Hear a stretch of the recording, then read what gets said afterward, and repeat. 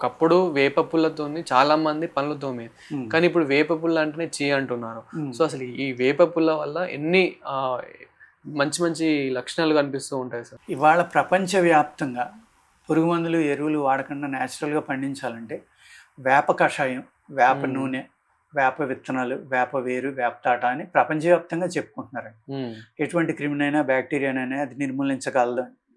ఇప్పుడు అదే వేప చెట్లుకి పుచ్చిపట్టి చచ్చిపోతున్నాయి. అవును. అంటే క్లైమేట్ మారిపోయిందా? వాతావరణం మారిందా? ఆ వేపను కూడా తినేసే పురుగులు తయారయ్యాయి. హ్మ్.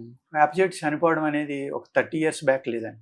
ఈ ఓకే. 30 ఇయర్స్‌లో ఒక 10 ఇయర్స్‌కి ఒకసారి ఒక తెగులు రావడం, ఒక డిసీజ్ లాంటిది. ఆ టైంలో వేప చెట్లు చాలా వరకు చనిపోతున్నాయి. హ్మ్.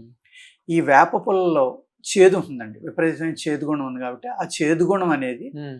మీ యొక్క ఆకలిని పెంచుతుంది. మీ నోట్లో ఉన్న క్రిములను చంపుతుంది. మీ నోట్లో సలైవా అనేది ఎక్కువగా ఊరడానికి అది సహాయపడదు.